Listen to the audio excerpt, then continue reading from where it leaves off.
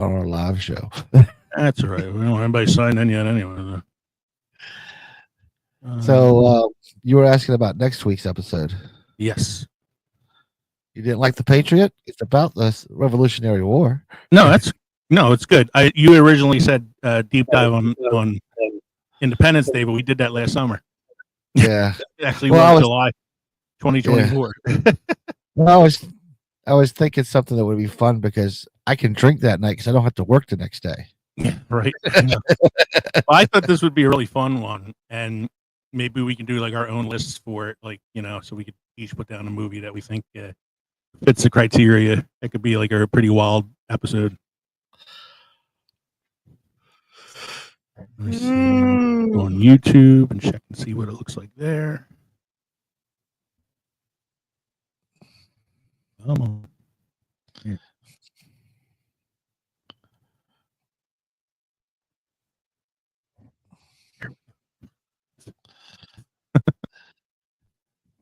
So, are you surprised that that my Mount Rushmore for John Ford are all John Wayne movies?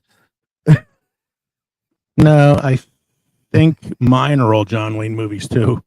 I didn't put my list on the notes for tonight. I made a separate document. Yeah, I did too. I made a Word document. I've got up. I'm pretty sure. I think the only one that all three of us have is Spielberg.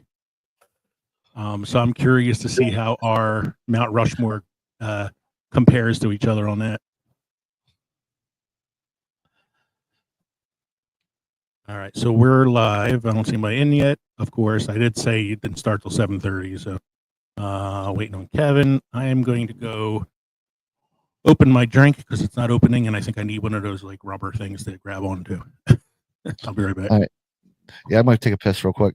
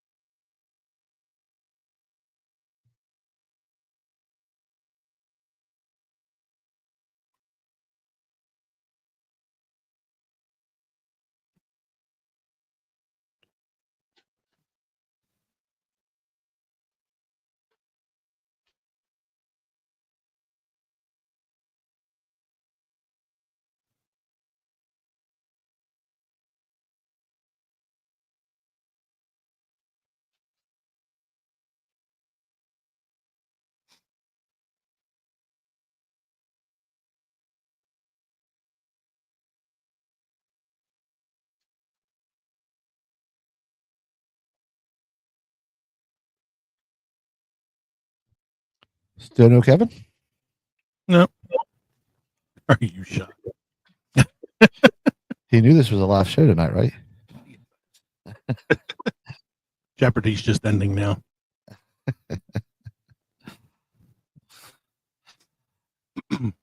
It's fine. We still have 0 audience. Ay, vey.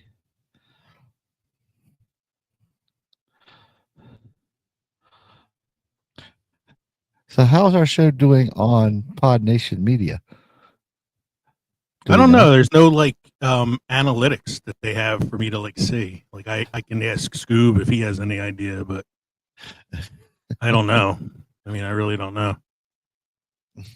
I mean, I feel like it's helped a little bit because some of our download numbers have increased because of it. So we've had a few more subscribers on YouTube. So I'm hoping that that's part of the reason, at least, you know.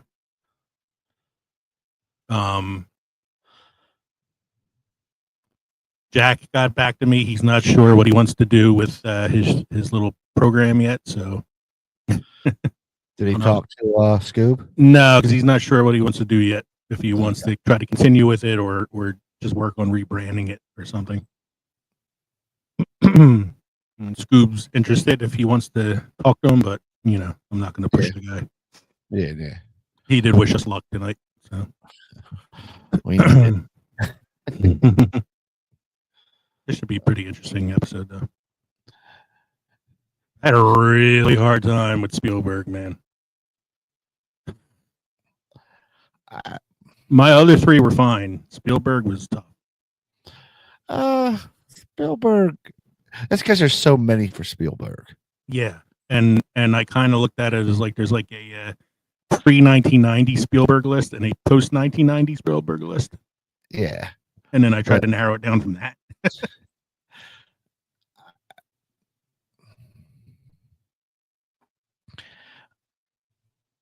I kind of went with, you know, which ones changed the way people looked at movies with Spielberg.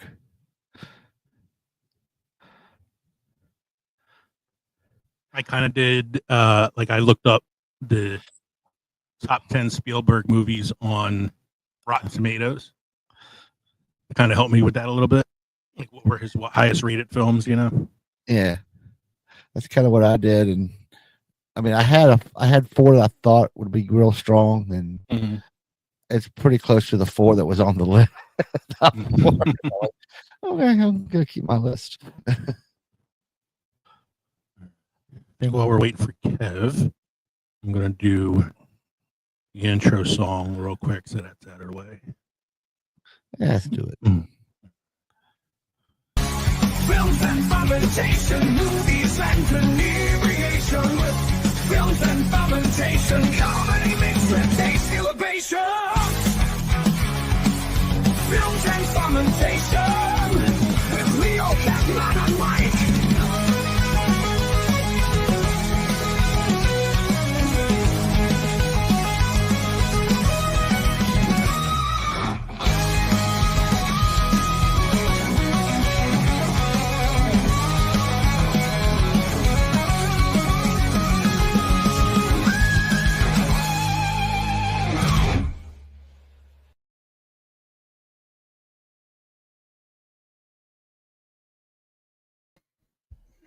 Hey, there he is. Hey, here it is.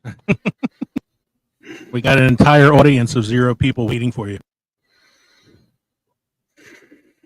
Yeah, right, sir. Kevin, can you hear us? Kev. Can you hear us, Kevin? I don't think he can hear us. Turn the volume up on your hearing aid, Dama.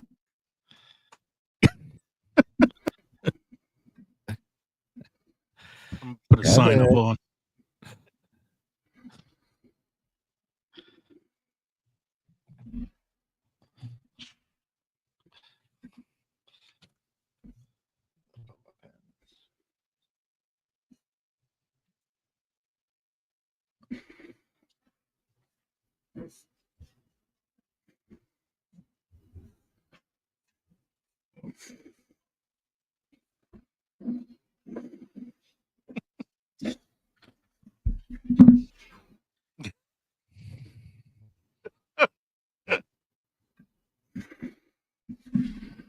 Can you hear us, Kevin?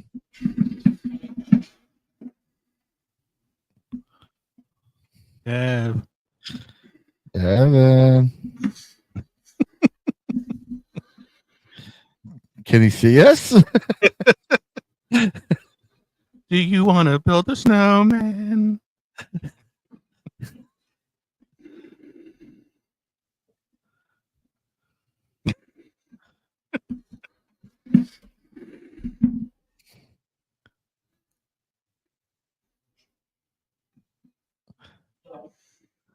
Kind of nice that we don't have an audience because this is not going well.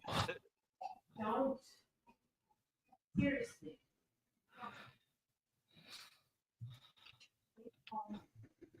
Maybe you should call him on the phone.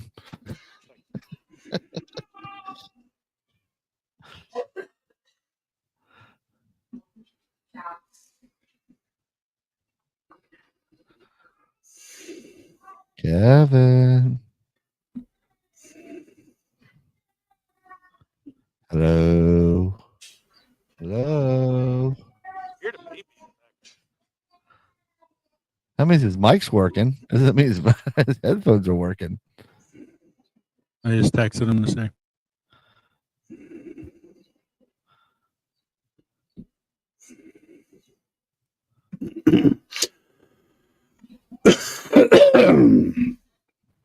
We can hear you.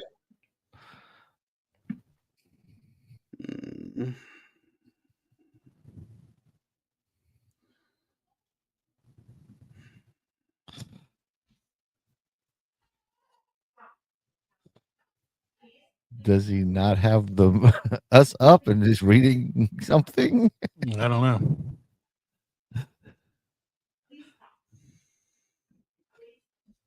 You need to settle down.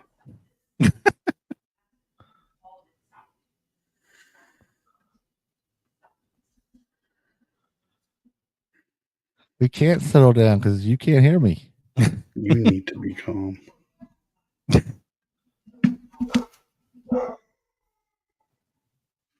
So is he talking to Megan, the baby, or the dog? I don't know. Kevin. I'll see if I can get him on a private chat.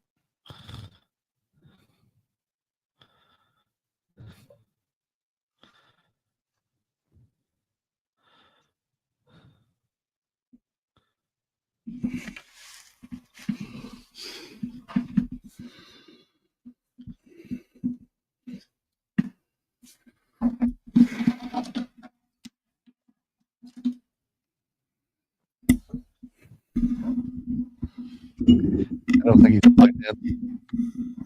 Can you hear us now? Logged in now. Mike and I have been sitting there for like 5 minutes. Like, can he hear us? We can hear him fine. We hear the baby. We hear you telling somebody to settle down. We're trying to figure out if it's Megan, the baby, or the dog.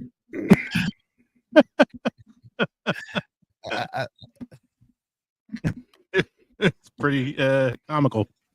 Thank God we have 0 viewers. Because you're just sitting there looking at the screen. Were you reading something that didn't have us up? If you're like reading the news or watching porn, I don't know what the hell's going on. Little from column A, little from stroke B. I don't think he has us up. He doesn't. He has not read what we have. I had the mic all plugged in, and then I forgot to plug in the headphones. It was an interesting one-sided conversation for a while. Yeah. You may want to go back and watch that first 5-10 minutes. Yeah. This I'm probably gonna stick a lot of this at the end on like a blooper reel. Cool. Oh yeah, this is definitely a blooper reel. No, don't do that, please. Now, you don't want anybody seeing you say, "Calm down, No. Well, calm yourself, not just calm any- yourself." You need to calm down. I'll chop, but it's fine. I have like other things to play at the beginning, anyways. Okay. No, but the part about us holding up the signs and him just sitting there looking, it's classic. Come on. It doesn't make for good listening though. Like it works on YouTube. Oh man. So Mike and I were talking. All three of us have Spielberg on our Mount Rushmore, and I'm curious to see what 4 movies the three of us chose because that was the one I had the toughest time with. Yeah. So are we gonna go one director at a time and just like 1, 2, 3, 4 and round robin them? Yeah, I guess so. I was thinking of saving Spielberg for last since all three of us have it. Okay. And maybe we could do like our individual ones first. So like I have John Carpenter, Kev has David Fincher, so we all have like somebody sort of unique. Then we can do like ones that are common, and then Spielberg at the end since it's all three of us who have Spielberg. So that might work, I guess.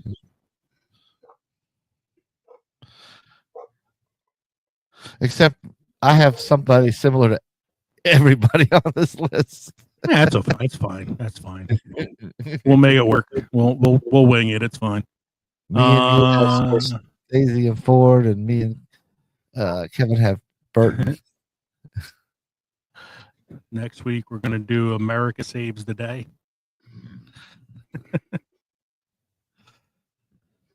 Should I just do like one big list, or should we each do like our own little list for that?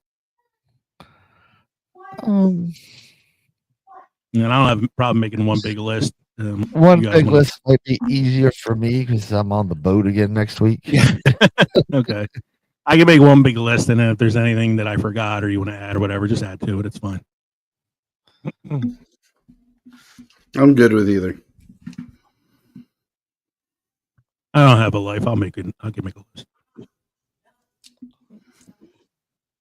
Let's see here. Anybody answer the call? Yeah, I mean, Kev, you saw I had the countdown on Instagram today. I had multiple messages. I put on all the socials. I reposted the countdown the other day because you had it did. like 2 days ago. Yeah. I did. It disappears after a while, and so I reposted it like a few hours ago, just to like Yeah. But I don't know. Nobody comes on. They don't come on. Whatever. We can celebrate on our own.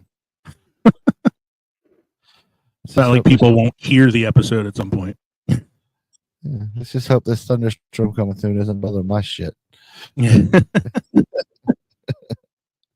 getting a little dark around here too, so why don't we get started? All right, I'm going to play the intro again just because there's so much I have to cut out. It'll be easier, so I'm just going to do the intro song real quick. Films and fermentation, movies and inebriation with films and fermentation, comedy mixed with tasty libation. Films and fermentation with Leo Beckman and Mike.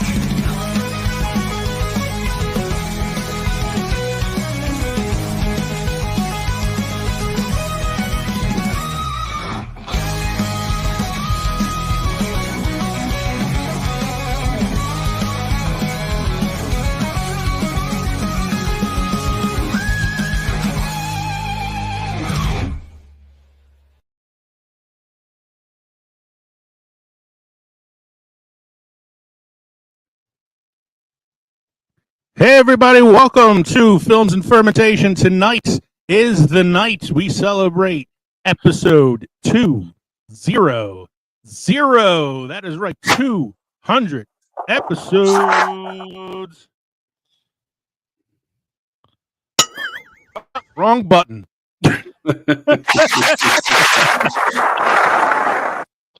They are really hard to see. Here we go.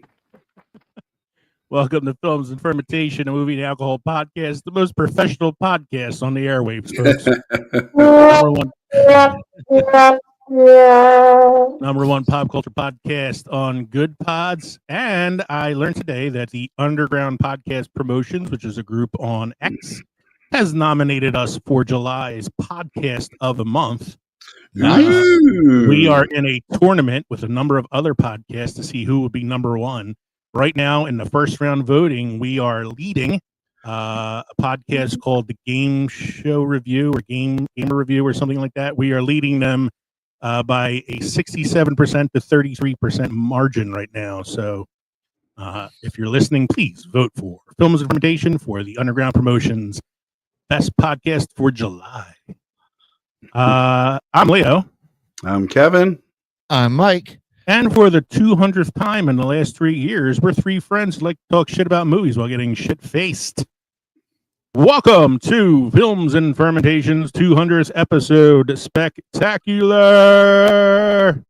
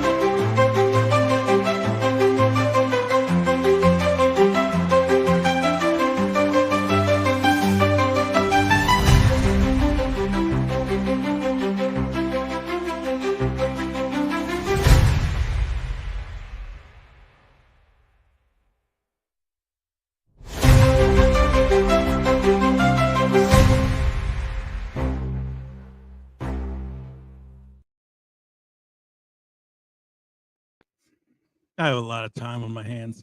I was to say, when did we do Mystery Men? We did like an obscure comic book episode, Oh. and that's where that came from. And that's our faces on the Mystery Men. We changed a lot over the years. If you look at all those pictures, Yeah. especially the Terminator one where Kevin looks like Coach Beard from Ted Lasso. That's right. 200 episodes of drinks, debates, and questionable cinematic opinions. Tonight, we're carving out our Mount Rushmore of movies from the Mount Rushmore of directors, because clearly we enjoy making things complicated. We got a live audience chat going, so grab a celebratory drink, chisel your opinions in stone, and get ready for the most monumentally fermented film discussion yet. It's history in the making. Don't forget to drop us an email at filmsandfermentation@gmail.com or visit linktree.com/filmsandfermentation. Find all of our social media podcast links. I would love to do another mailbag episode sometime in the future. I had a lot of fun with that episode last week. Become part of the Films and Fermentation family. You can watch us on the Pod Nation Media Network on Roku, on YouTube, and on Rumble, or visit Substack to subscribe to our official newsletter. We're an independent podcast, which means we are listener supported. So please consider joining our Patreon for as little as $1 a month to receive members-only content. That's right. For a $1 donation, we promise to make 200 more episodes.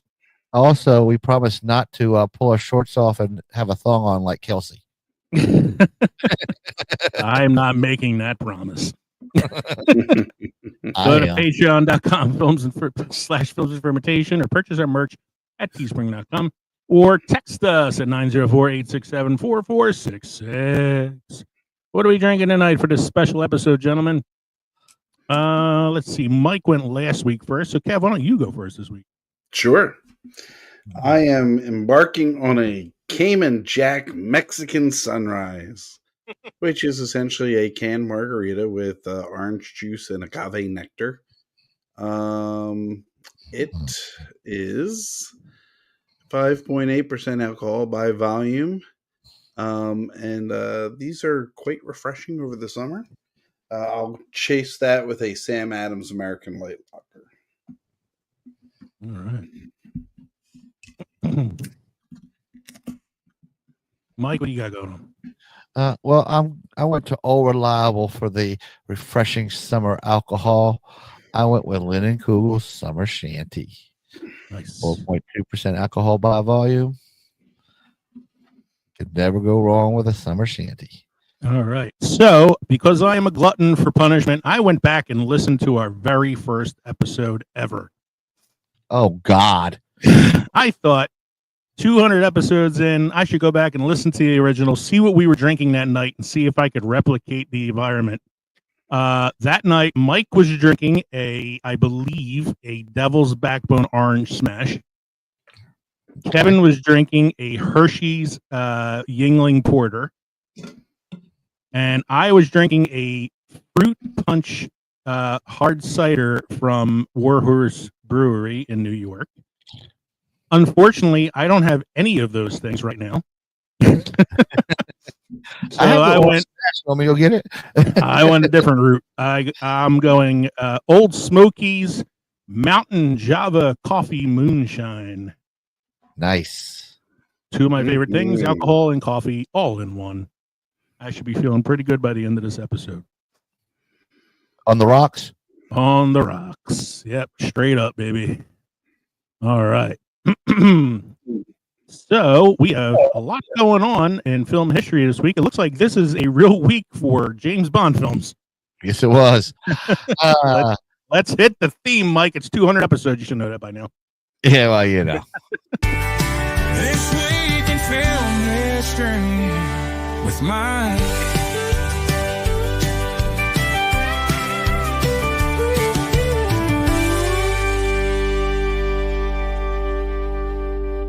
This week in film history with Mike.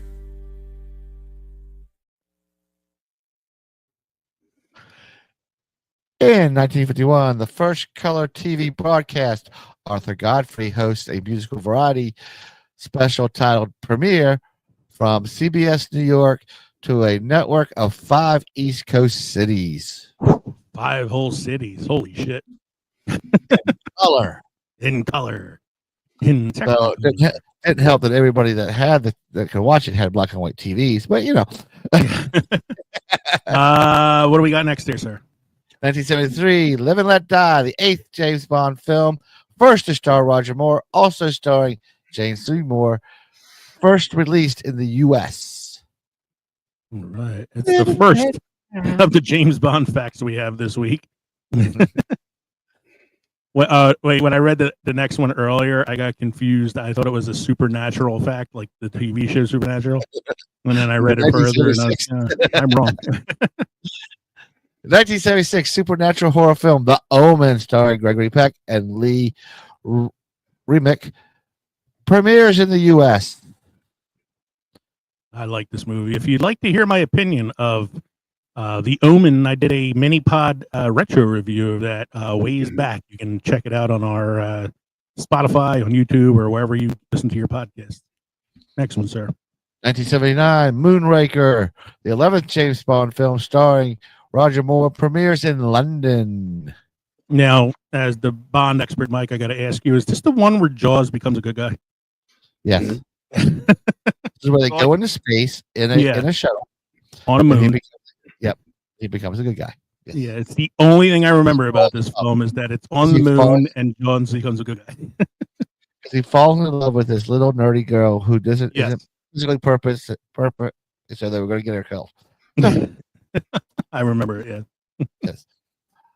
In 1981, For Your Eyes Only, 12th James Bond film starring Roger Moore and the first directed by John Glenn, premieres in London. All right. I feel like we talked about this one recently. I don't remember why. 1981, Stripes, the American military comedy film, directed and produced by Ivan Reitman, starring Bill Murray, Harold Ramis, and John Candy, premieres. I got a hot take on this one. Do you prefer Stripes or Spies Like Us? Personally, and I know it's an unpopular opinion, I prefer Spies Like Us. I think I prefer Stripes. Yeah, I think most people will probably choose Stripes. Yeah. Yeah. I mean, I like Stripes. I'm not knocking it. I just have like a weird soft spot in my heart for Spies Like Us for some reason. All right. Speaking of good movies. And 1982 science fiction film Blade Runner, directed by Ridley Scott, starring Harrison Ford and Rutger Hauer, is released. Like tears in the rain. We ever do a best monologue episode, that's definitely on the list. Patty's death at the end. Next one, sir. 1986 Jim Henson fantasy film Labyrinth, written by Terry Jones and starring David Bowie and David Bowie's crotch, and Jennifer Connelly is released in the U.S. David Bowie's crotch just missed being nominated for Best Supporting Actor that year. Next one, sir. Since this director is on my Rushmore, we're going to talk about the 1989 film Batman. Premieres, directed by Tim Burton and starring Michael Keaton and Jack Nicholson. You like to dance with the devil in the pale moonlight?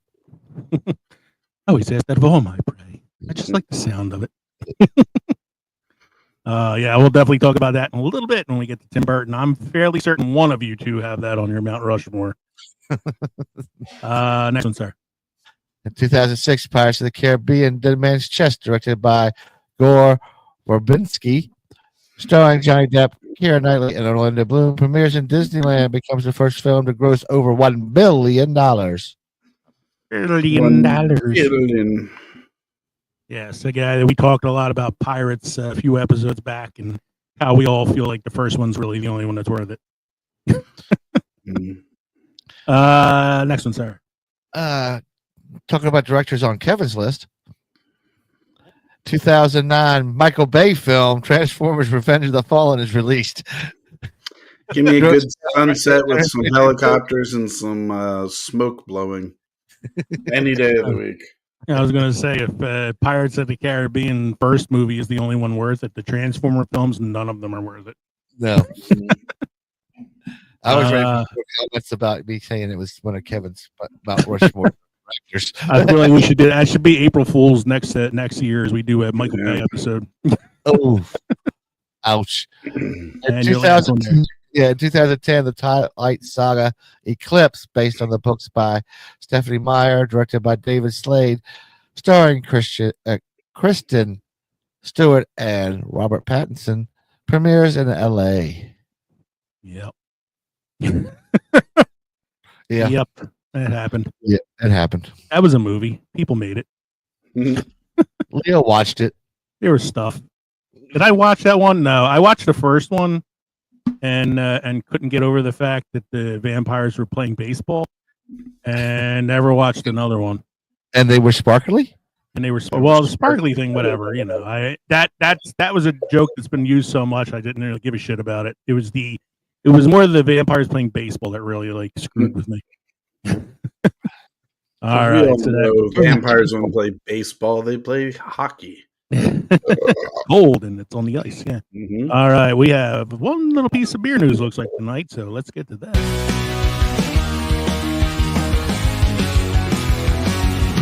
Kevin's here, he's here for beer.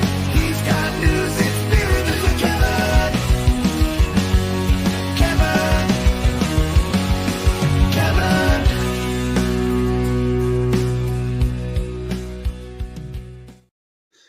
Gentlemen, I'm not sure if you're a fan, like I am, of King of the Hill, a Mike Judge production.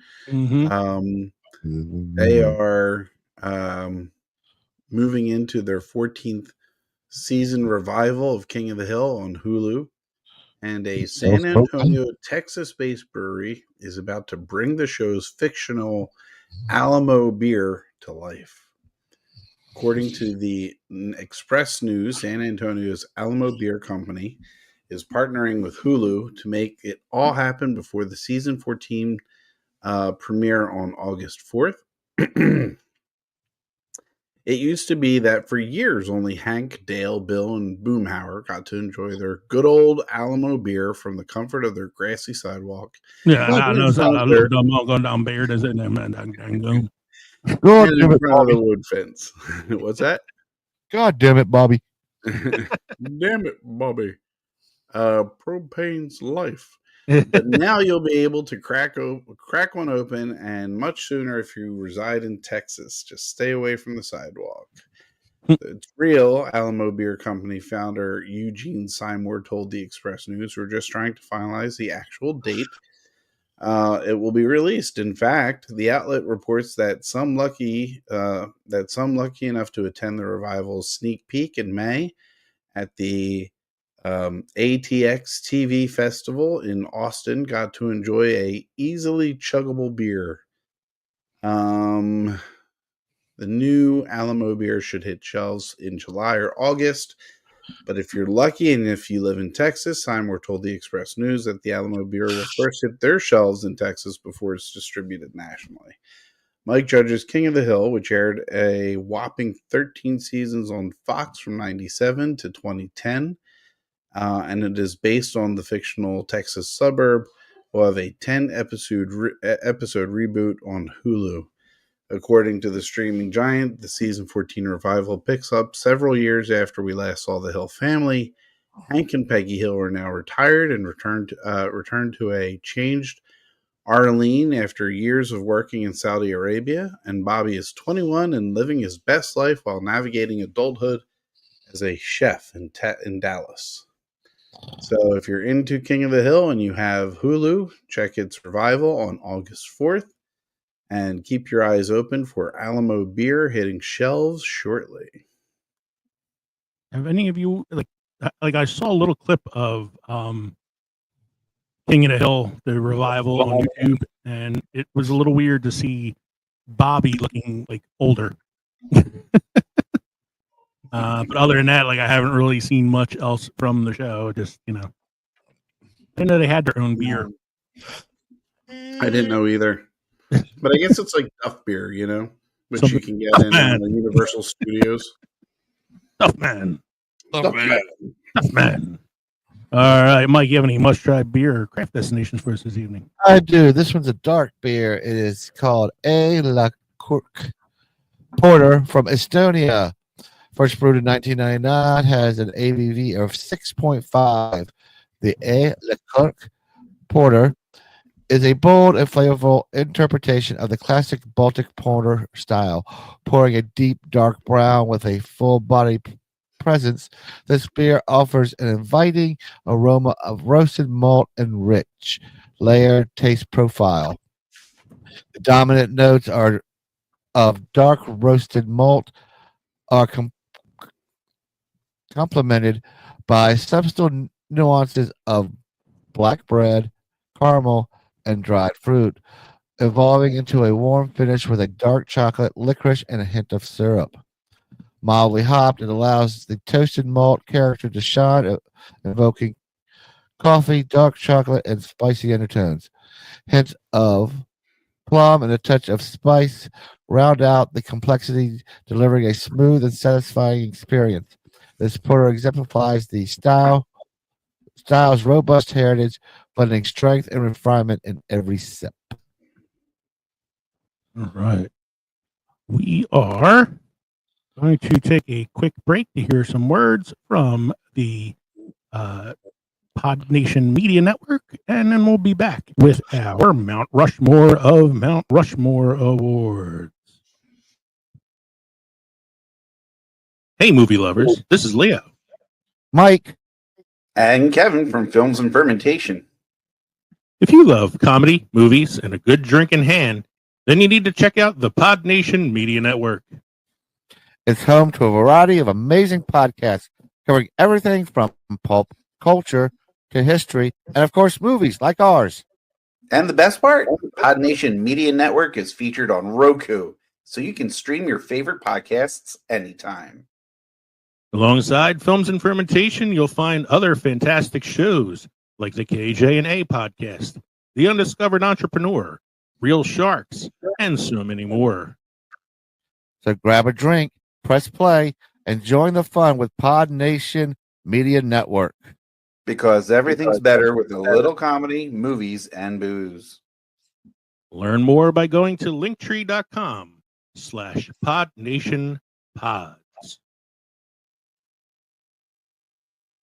All right. Luckily, there's nobody on still, so we can wait for Mike.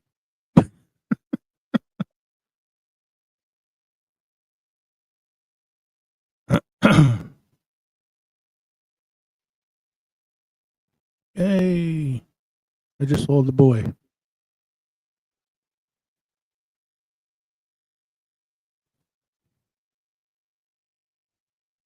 Sorry, I forgot I was muted. I'm not with it today. No, it's weird. Like I feel like I'm a little out of it too. Was telling Mike I had to take Katie to work the other day. She had to go to a different campus. And we took her car, but it didn't seem like the air conditioner was working, and it was like 107 degrees in the car. Oh no, not And again. of course, because I had to drive on the fucking 76, I was stuck in traffic the whole time. Right. So no breeze coming through. No. Oh, we got a message here from Sad Boy. Oh, Hey guys. is he listening? Is he watching? Yeah, he's watching. Who could it be now? Hey, Sad Boy. I believe Sad Boy is from Reddit. Sad Boy 32 left us a couple comments last few weeks. Yeah. Sorry, a lot of water today. Oh, you It's were all on right. the boat, you know. Yeah, I've been on the boat. We were moving a lot of tanks today, and 110 tanks we moved. So I was telling Kev while we wait for you to come back, we got a listener finally. We got here he is, Sad Boy. He says, hey, Sad Boy is one of our Reddit Boy. fans. Hey, Left us a couple of messages on Reddit a few times. We read one of his messages on the mailbag episode last week. And I said, are you the Sad Boy from Reddit? And he said, that's me. nice to have you, Seth. Nice to have you there, sir. Thanks for listening. Stay with us. We're going to be talking now about our main segment. We're going to be looking at our Mount Rushmore of Mount Rushmores. Back all the way back in episode 50, we did a Mount Rushmore of directors, actors, and movies. And we decided for our 200th episode tonight, we would take a look at the 4 directors that each of us chose and come up with a Mount Rushmore of movies for the directors themselves. So just to recap, my directors were Martin Scorsese, John Ford, Steven Spielberg, and John Carpenter. Mike's were Tim Burton, John Ford, Martin Scorsese, and Steven Spielberg. And Kevin's were Tim Burton, Spielberg, Christopher Nolan, and David Fincher. So it looks like most of us had some crossover here and there. Spielberg was the only one that had a 3-time crossover. And Kevin is the only one who had 2 originals on his list compared to Mike and I. So let's start then. I think I want to start with Kevin because I'd like to hear your Christopher Nolan Mount Rushmore. I'm really kind of curious about that one. Yeah. So I go through all 4, correct? Okay. Yes, all 4, and we'll. Okay, we're going to start with Nolan's earliest. I don't know if it's his absolute earliest. I don't think it is, but one of his earlier movies that got him recognized, which was Memento. Memento. I would put that on there. Yeah, starring. I was about to say Guy Ritchie. I think it's Guy Pearce, right? Guy Pearce. Guy Ritchie is the director. Guy Pearce, Trinity from Trinity and Cypher from The Matrix, which their names are escaping me. Joe Pantoliano, and Carrie-Anne Moss. Carrie-Anne Moss. There you go. Moss, yes. The interest of this movie, the thing that really captivates you is the idea of somebody having short-term memory loss after an attack and trying to solve the mystery by taking Polaroids and reminding himself, keeping things on him, tattooing his body with clues and hints as to information that he's found about his wife's killer and the attack. And it kind of is released backwards. You know, you kind of go through the movie finding out what was the step before that made him write that down, what happened previously. So that's the first one. Next to that, I mean, I would love to put the entire trilogy up here, but you know, there's just too many other good movies. Before you name the next one, I'm gonna pop Sad Boy's comment up. There you go. You guessed it, Sad Boy. Yes, The Dark Knight. Dark Knight, one of the best versions of the Joker that I've ever seen. One of the more interesting storylines where Harvey Dent is introduced and you get to see his play. I know it's a bit of a stretch from the character from the comics and from the animated series, but everything done so super well, Mhm. So I'd say of all Batman movies in general, and this is tough because I'm going to talk about another one later today. This is possibly my favorite, absolute favorite version. I agree. At least definitely with the Joker. What I never thought I would have said that after Jack Nicholson, but I definitely think Heath Ledger is number one right now on the list. Why so serious? Why so serious? And at some point, we should probably do like a Joker bracket episode where we I compare think that all was the Jokers. discussed and put into the crazy thinking machine early.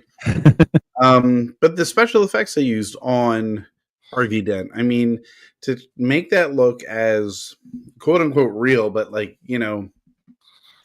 as real as it could look, and the whole there were no prosthetics. I think it was all CGI. I saw a meme that made me laugh yesterday when it was like 107 degrees.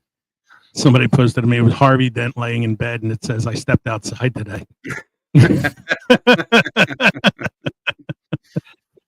Mike knows the feeling. He was on a boat. Was on a boat. On a boat for 4 days. After that, I have Oppenheimer. Yeah. Oppenheimer, the story of the bomb, and the race to have it completed. Cillian Murphy playing Oppenheimer, Florence Pugh, Emily Blunt, whole bunch of other people. I think the person who stole that movie from me was Robert Downey Jr. Robert Downey Jr. as Strauss. Fantastic in that film. Yeah. I mean, honestly, I'm watching it just kind of from the historical perspective, not really counting on like a mystery, and that's eventually revealed that what had happened and why did it happen and why was Oppenheimer being investigated or looked at by the Committee for Americans, against communism or whatever it was. Pardon my ignorance there. But it was a well done movie, something you want to take the kids to. We have a second viewer, looks like, watching us right now. If you are interested, go ahead and drop us a little message in the comments there so we can know who you are and say hi to you. And my last one for Christopher Nolan, and this is a just personal favorite of mine. I know there are other movies which, you could look at Dunkirk, you could look at Interstellar and Insomnia and any of the other ones which were really, really well done. But my next or my last favorite one is Inception. The idea of going into dreams and dreams within dreams and architects constructing them and your subconscious identifying strange minds or people within the dream and how they attack and just it's tough to wrap your mind around. And then if you read it or watch it and watch it again and start thinking about it, and again the practical effects that they use, the whole rotating hallway scene, that they used and that was built in actuality. It's crazy. So wait a minute, you're saying you like the movie because he stole it from Wes Craven and the Elm Street series? Yes. Every movie has a little element of every other movie in it. I feel like it's hard to say, what's original anymore. If I had to do a Chris Nolan Mount Rushmore, which he's not on mine, but I think he would be one that would probably be on mine at some point. I definitely have Dunkirk on mine. That's a given. I think for me, it's Dark Knight, Dunkirk, Oppenheimer, and then my fourth one would be like a toss up between Inception and Interstellar. Definitely. All right, man. That was a good list. I like that a lot. I don't disagree with any of those. Mike, I'm going to do Scorsese first since you and I are sharing Scorsese on our Mount Rushmores. I'll give you my 4 and then you give me your 4 and we'll see how they compare. All right, go ahead. So I was telling Mike before the show, Kev, before you came on, I had a hard time with some of these trying to decide like what I wanted to do. And so I did a little bit of like personal favorites, but also like what were like the top rated ones on Rotten Tomatoes. So how long is your list? So, well, it's 4. I did 4 for everybody, like I said, because it's a Mount Rushmore. I only did 4. Okay. But I had to like really like work on what my 4 were going to be because there's so many good ones I could have chose. But ultimately, I ended up with this. He wanted me to have his 5 through 8. So Yeah. So I ultimately ended up with my number 1 being so my number 1. I guess this would be my George Washington on Mount Rushmore. Would be Goodfellas. Goodfellas is a game changer in the gangster genre. The movie that should have won Best Picture in 1991. One of De Niro, Pesci's, and Liotta's best performances. yes. One of the higher rated movies on his Rotten Tomatoes list. And one of my favorite movies of all time. So Goodfellas is definitely on there. Number 2 on my list is Raging Bull. A movie that was amazing when it first came out. Won De Niro his second Oscar. Should have won Scorsese an Oscar for director. He lost that year to, I believe he lost to Robert Redford for Ordinary People that year. One of 2 actors that he lost Best Director to. And an amazing movie, amazing performance, and one that I feel like has kind of gotten forgotten about over the years. Number 3 on my list is the one that did finally win him his best Oscar for director, and that is The Departed, which also won Best Picture. One of DiCaprio, Damon, and Mark Wahlberg's best performances. It's a great Boston gangster film. Jack Nicholson's a little over the top in it, but I can forgive it because the rest of the movie is amazing. And devastating Martin Sheen death scene in that film. And number 4 on my list, probably the one that really put him on the map. I know some people might say Mean Streets because that was like his first major film. Some people might say Last Temptation of Christ. Some people might say, other things. I said Taxi Driver. Are you talking to me? Because not only is it a great movie, great performance from De Niro, great direction from Scorsese. Scorsese also makes a really good cameo appearance in it. So that is my list. Goodfellas, Raging Bull, The Departed, and Taxi Driver. Mike, how does your list compare to mine for Scorsese? Very close. I go with Goodfellas as well. Mm-hmm. Raging Bull as well. Mm-hmm. I also have Taxi Driver. Okay, and what's your last one then? Wolf of Wall Street. Motherfucker, I forgot that one. I don't think I would put it on my Mount Rushmore though, but I do love Wolf of Wall Street. I actually just watched it recently.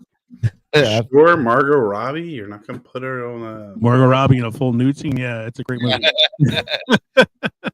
Great movie. That was a really good performance by not Josh Gad. Why can't I think of his name right now? Jonah Hill. Jonah Hill. Yeah. Mhm. Yeah, that is a really, really good performance from him. Actually, like everybody in the film is a really great performance. It's so funny. It's funny in like a holy shit kind of way. A pay stub right now. I'll quit my job and work for you. Yeah, it's a great scene. I love to see her have dinner together. And he's asking him if he married his cousin, and he gives him this like whole story about how like his cousin was hot, and anybody else fucking her. Oh my god, what's the scene? He's like super high and he's trying to get into the car and he's like hanging from his foot, and it's just like it's so crazy, man. Sad Boy says The Irishman.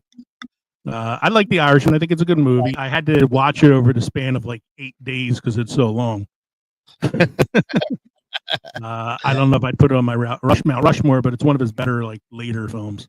Yeah, Not to go one. I really like The Wolf of Wall Street's a good pick. I wouldn't. I'm not going to argue with just about any Martin Scorsese film. So, Kev, you have one other one that's different from the 3 of us. So why don't we go with your David Fincher one? Okay, let's go with my David Fincher one.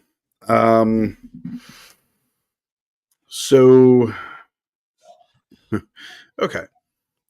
First one I have is the one he's probably most recognized for, which is Fight Club. I was going to Brad Pitt and Edward Norton.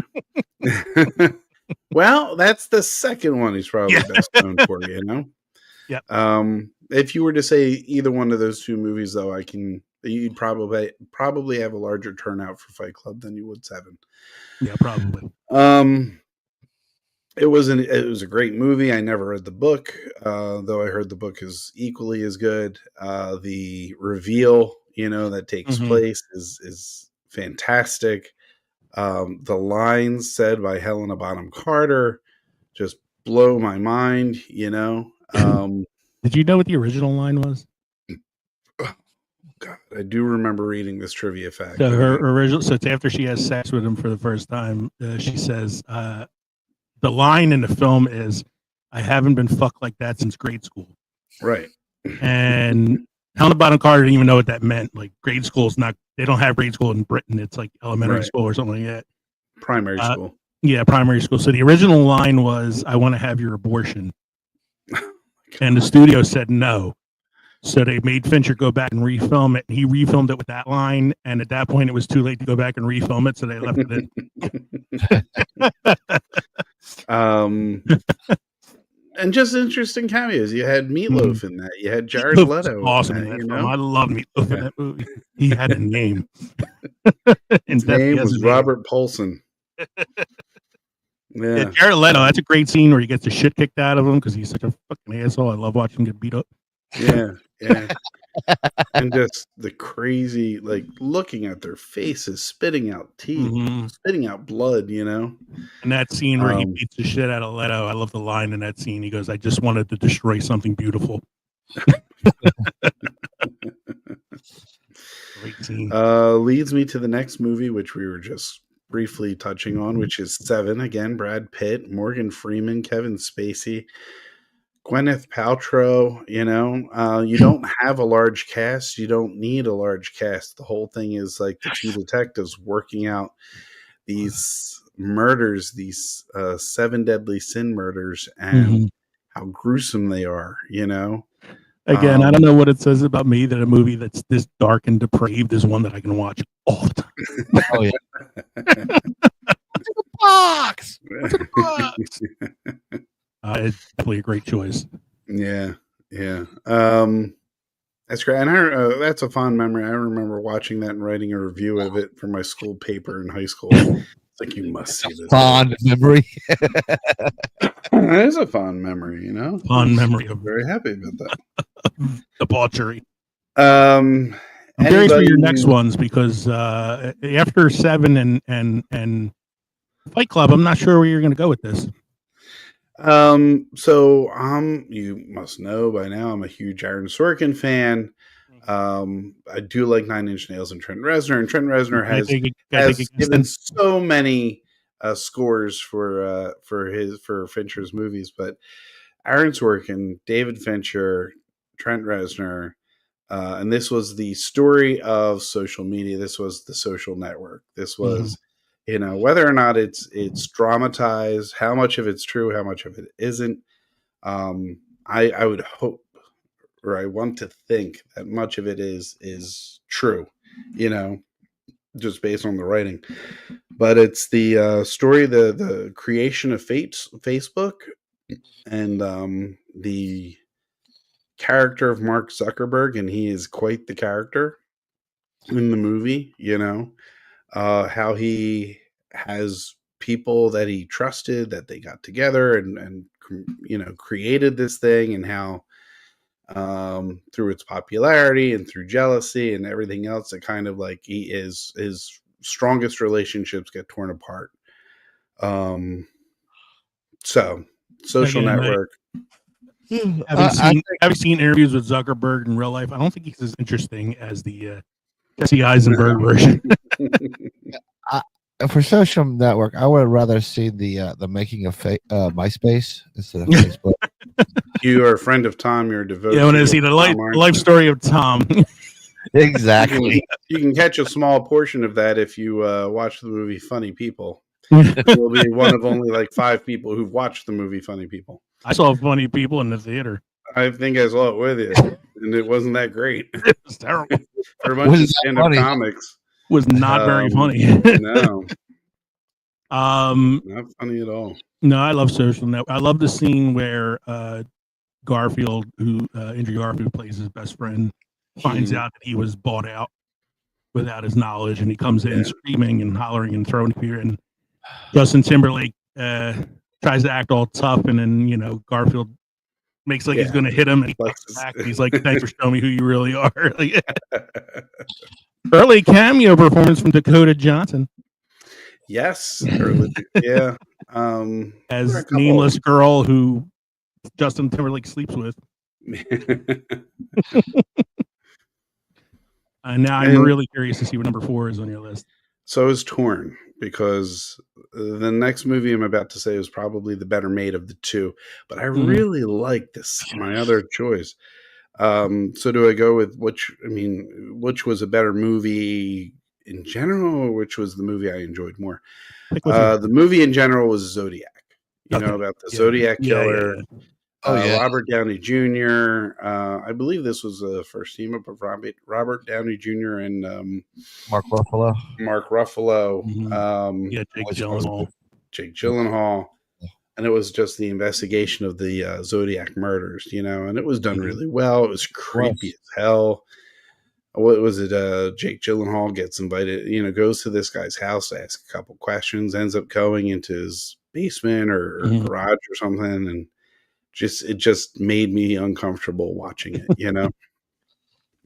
That was the one of many people. I mean, I think that was nominated for Best Picture. I think I could be wrong. My personal favorite that I liked is called The Game, which you may not remember. Did you like it? I love The Game. And, I think Zodiac would be on my Mount Rushmore, but I love The Game.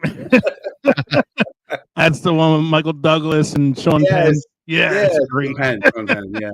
And it's like, wait, is this it? Is it? No, they're fucking with him. No, wait, what happened? Oh my god, It's such a mindfuck of a movie. Yeah. I love The Game, man. Yeah, that's definitely like an underrated one. Like you look at some of his other films and you wouldn't even realize that it's kind of like that is like a Fincher movie, but it's I love The Game. Yeah, totally. Film that time forgot right there, man. The Game. Sad Boy has a message for you here. He said, "Solid list." Thank you, sir. I think it's a solid list too. I would probably put Zodiac on there just for like quality of film. But no, I'm not gonna bitch about The Game either, though, man. It is a solid list. Those are all amazing films. Let's see here. I have one more director that's unique to the other to you guys, so I'm gonna go with my next one, which is John Carpenter. Now, honestly, my John Carpenter Mount Rushmore would be every single goddamn movie he's ever made, except maybe The Ward, his last film. But I had to narrow it down, so I went with the. We already know that Rowdy Piper's the first one that's going to be on your mount. No, he's not. Not really. No, it's not. I went number 1 on my list is his highest rated film on Rotten Tomatoes, and that is the original Halloween from 1976. You cannot talk about horror without talking about Halloween. You cannot talk about the modern slasher flick without talking about Halloween. It is the film that made John Carpenter one of the masters of horror, and I'd be remiss not to have it on my list. Even if I like other films more than Halloween, it has to be on the list of Mount Rushmore films. Yes. Number 2 on my list is the other film that solidified him as a master of horror, and that is The Thing with Kurt Russell, which is a testament to practical effects, to suspense, to twist endings, to ambiguous endings, to the first film role for Keith David, who's amazing in the film. The Thing is definitely one that's on the list. Now, there are many other films you can argue should be on this list, like Escape from New York, Prince of Darkness, Mouth of Madness, all these like really good films. But I said for the last 2 films, I'm picking with my heart. So the last 2 films on my Mount Rushmore are They Live. Yep. And Big Trouble in Little China. China. We're gonna be on there. They Live is my favorite film. Big Trouble in Little China is probably the one I've seen the most, oddly enough, even though They Live is my favorite film. But that is definitely my John Carpenter Mount Rushmore. And again, he's a director who's Bubblegum and Kick Ass. and kick ass, and I'm all out of All out of bubblegum. He is a niche director for some people. He's an acquired taste for some people. Not everybody likes John Carpenter films. I like them because they're like B movies that take themselves very seriously. And he is like the gold standard for like low budget horror, doing it yourself, teaching himself how to play synth organ so he can make his own music for his films to save money. Much like Clint Eastwood did. Yes. So that is my list for John Carpenter. Fight Good me. list. Good list. So let's go back then to Mike and Kev. You both have Tim Burton on your list. So why don't you guys compare your Tim Burtons? All right, I'll go first. You want to go back and forth, Mike? You give one, I'll give one. Okay. Okay, my number one on here is Beetlejuice. Interesting Good choice. call. I was Mhm. torn between that and another. Beetlejuice is great. You know, love the comedy of Michael Keaton. And Beetlejuice. Beetlejuice. No, what's that? Not Beetlejuice. Beetlejuice. The singular Beetle. Singular single. Beetlejuice. The original, yes. The original Beetlejuice. I was torn between using Beetlejuice on my list and using Edward Scissorhands, which I thought was Beetlejuice is original as well, but so is Edward Scissorhands. Was that the last appearance of Vincent Price in a movie? I believe so. I think I he think got I- it right after the film. Yeah. In my mind, Edward Scissorhands is Tim Burton's artwork personified. You know, to take a look at what he thought of for Edward and what they created out of Johnny Depp in the scene, you know, just looks great. And the awkwardness of the community, you know, all the Caribbean colored houses and the small, Mhm. you know, all the gossiping and just the lifestyle that he's just not used to. And he's supposed to be the freak. Over the course of the movie, you kind of figure out the community members are much more freaky, you know? I can't argue with that because that was my number two. Mhm. So you had Beetlejuice as one and Edward Scissorhands as two. And Kev, what did you have number one? Edward Scissorhands I had as number one. And then my second was Nightmare Before Christmas. Oh, wow. Yeah, because This is number three. But Tim Right. Burton did not He didn't direct no, he didn't. Nightmare Before Christmas. It is 95% Burton, you know.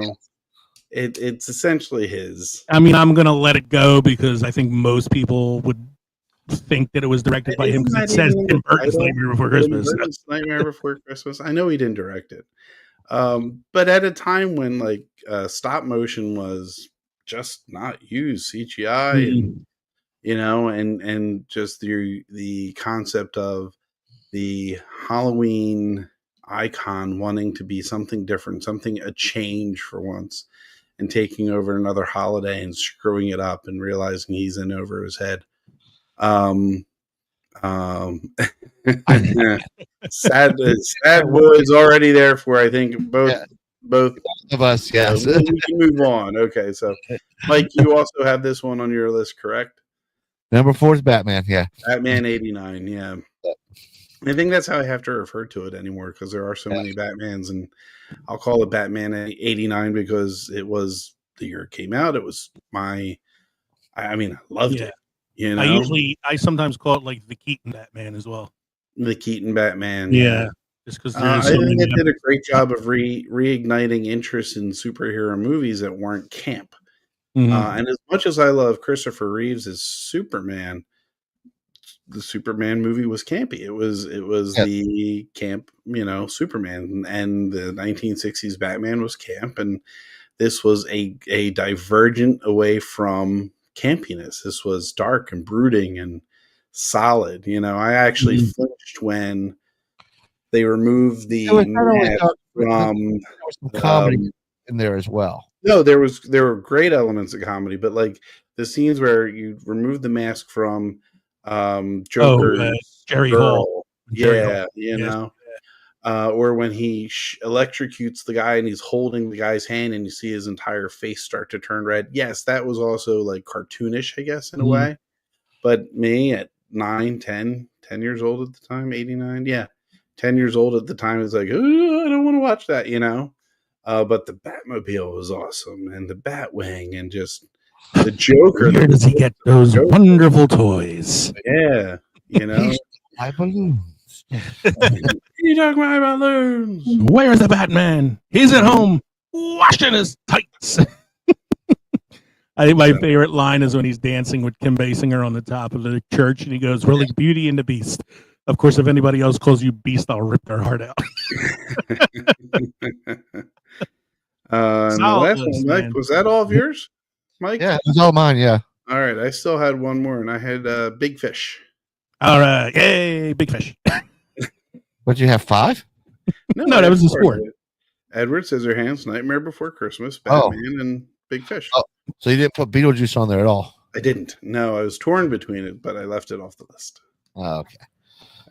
Now, for me, if I had Burton on mine, I would have had Batman, Edward Scissorhands, Beetlejuice, and Big Fish. That would have been my 4. Mhm.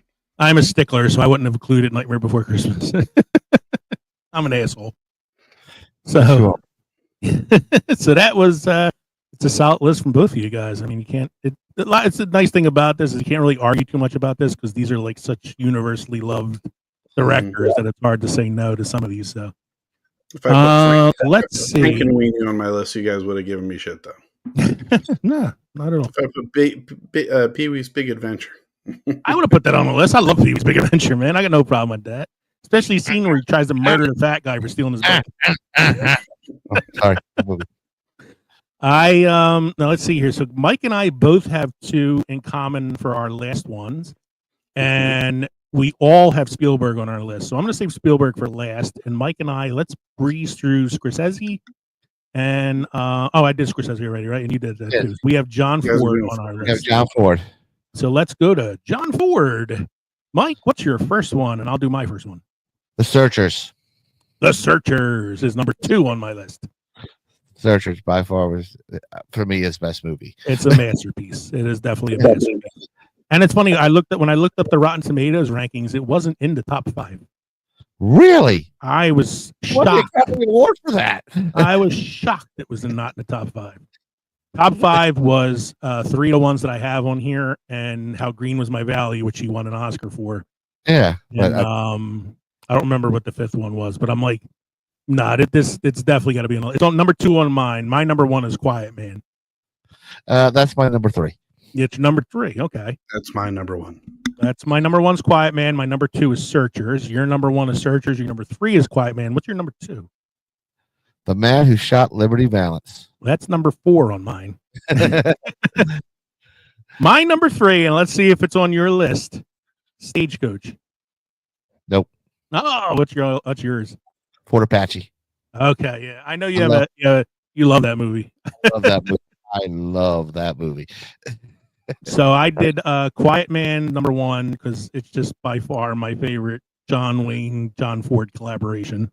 You know, we watch it every year at St. Patty's Day. It's a beautiful film.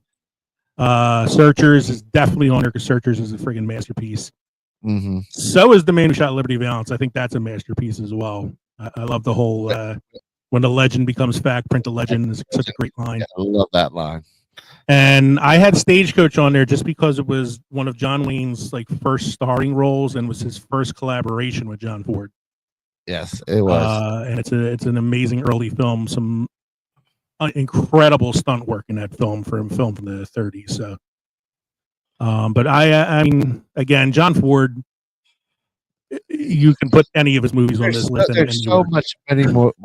And I mean, he had so many just done with John Wayne. It's not even funny. Like, The good man Lord. won 4 Academy Awards for Best Director. Yes. It's hard to argue against any of the films that he's directed. I mean, some of the ones I think, did he win it for the Grapes of Wrath too? Grapes of Wrath wasn't John Ford. Uh, I don't believe that was a John he Ford. did film. one. He did one. Yeah. He did. Was it him who directed Grapes of Wrath? Okay. According to the I know- list, Yeah. It's not a John Wayne film. That's why I was unfamiliar with that. I mean, I'm saying Jonathan Reef was John Ford. Jesus Yeah. Christ! That's the thing. Like, the man also directed so many things. Like you forget sometimes what are his films. Well, Jonathan Reef's not even a Western. I'm like, what? Quiet Man's not really a Western either. No, it's not.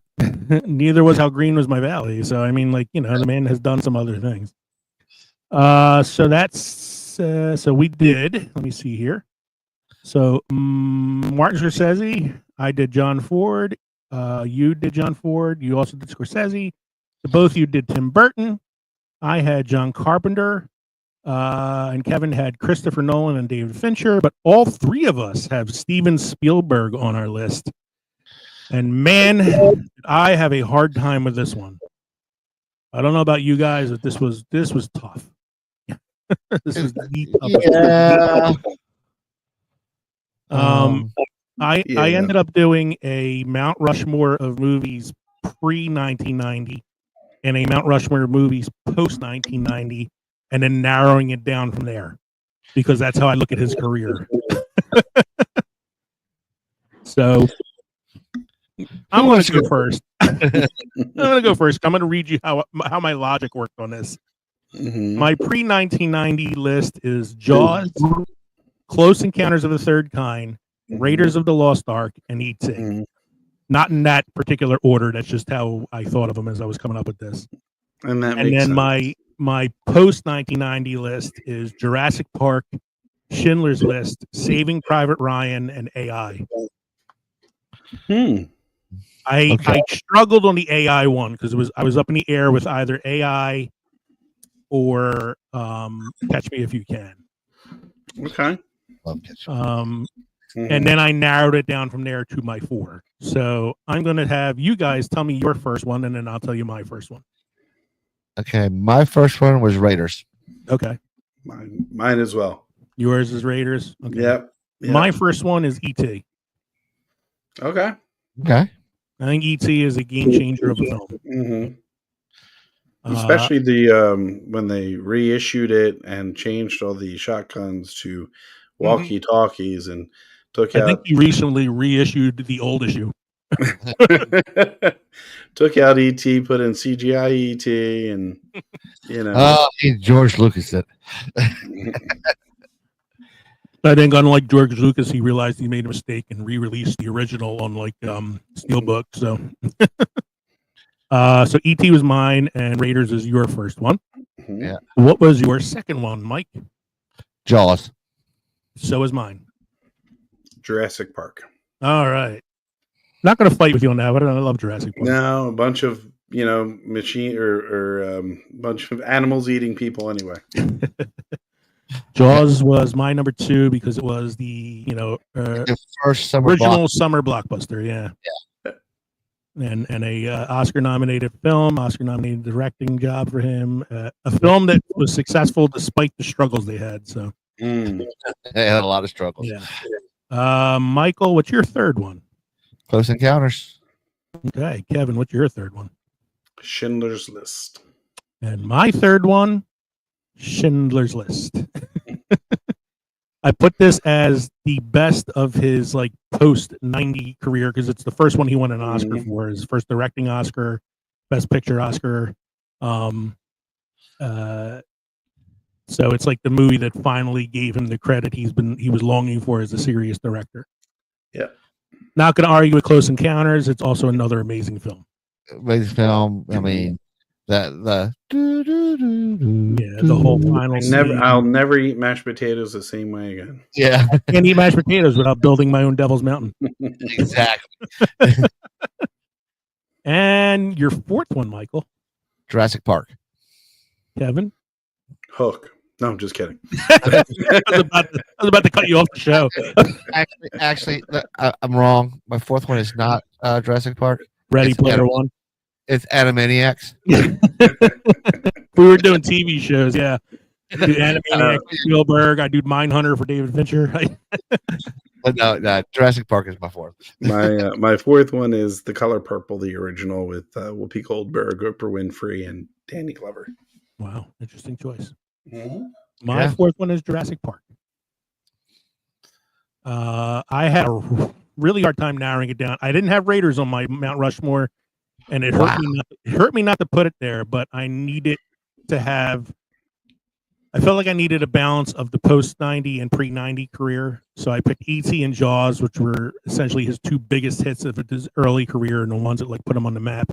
And Schindler's List and Jurassic Park because they were the ones that solidified him as the visionary that he is in the 90s.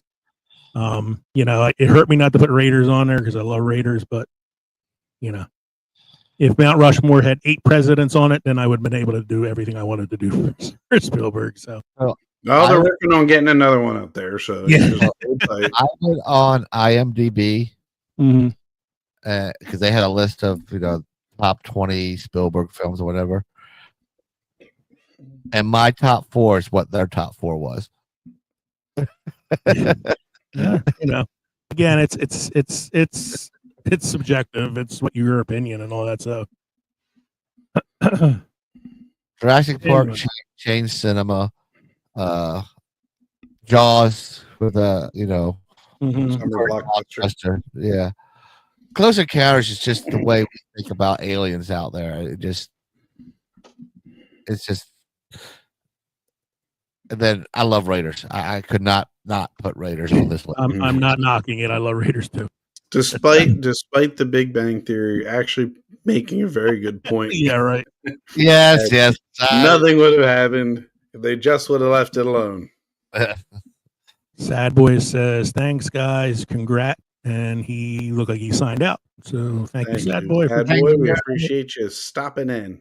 Yeah. And Mike, you have any beer trivia history for us this evening? Enjoying some beer history. The earliest evidence of beer production dates back to 7,000 to 6,000 BCE in ancient China, where archaeological discoveries suggest that fermented beverages were made using a combination of rice, honey, and fruit. These early brews reflect a deep-rooted human instinct to ferment natural ingredients into enjoyable, nourishing drinks using available resources. However, it was in fertile lands of Mesopotamia, particularly in Sumer, what is now modern-day Iraq, that beer began to make a more recognizable and culturally embedded form. The Sumerians are credited with some of the earliest documented brewing traditions, most notably preserved in the hymn of Nikaski, a goddess associated with beer and brewing. Dating to around 1800 BCE, this hymn not only honors the deity, but also serves as a poetic recipe detailing the use of barley and emerald and describing the brewing process itself. This early Mesopotamian connection underscores the cultural and spiritual significance of beer in ancient society, making it not just a staple of sustenance, but as a sacred craft deeply woven into the fabric of everyday life. Funny thing is, now you can't even drink alcohol in Iraq. So, All right. Oh, how Uh, these times are changing. that's it. We have a cinema quote of the week. This is definitely. I never. Go ahead. Go ahead. No, No, go ahead. I'll say What my did you comment need to after. say? I was going to say this is definitely a quote I would attribute it to this person. I never trust a man who doesn't drink. Huh? It's just like if John Wayne wasn't a man already. Never trust a man who's a man. All right. As we revisit our drinks, Mike, I have a very important question to ask you. I drank slightly more than half of this Old Smoky jar of Mountain Moonshine Java. Am I going to be okay? Well, you may have a nice little hangover in the morning. It is 17.5% alcohol by volume, which is 35 proof, and I drank a decent amount. Remember tomorrow to drink lots of water. Yeah, right. How are your drinks, gentlemen? Delicious. I'm just finishing up the American Light now, and the Mexican Sunrise took me back to Tahiti. Like you said, you never go wrong with a summer shanty from Linnenkugel. I forgot to mention I was drinking my moonshine out of my Norm Peterson Cheers beer mug. I forgot I had. All right. Thank you, everybody, for joining us tonight for episode 200, our live episode spectacular. Thank you to the people who actually joined us and, were commenting with us and watching and enjoying the show. Thank you. We hope you enjoyed listening to the podcast as much as we enjoyed recording it for you. Remember, you can email us at filmsoffermentation@gmail.com or visit us on Instagram, Facebook, Reddit, TikTok, all the social medias. We have accounts everywhere. You can send us your messages, your comments, your questions, your suggestions, things you like to tell us about the show, and we'll save them up for the next time we do a mailbag episode. And don't forget to stop by the Crossroads from Pickled and Fermented next time around for episode 201. We're going to be doing a little July 4th spectacular next week. It's called America Saves the Day. We're going to talk about movies where America is the hero. That should be America. that shit episode. We're doing an episode that salute to all the countries, especially America. America, fuck yeah. America. I'm Kevin. I'm Mike. Thanks everybody for 200 episodes. Hopefully we can talk to you for at least 3 more. We'll see how it goes. Thanks everybody. Cheers. Cheers. Cheers.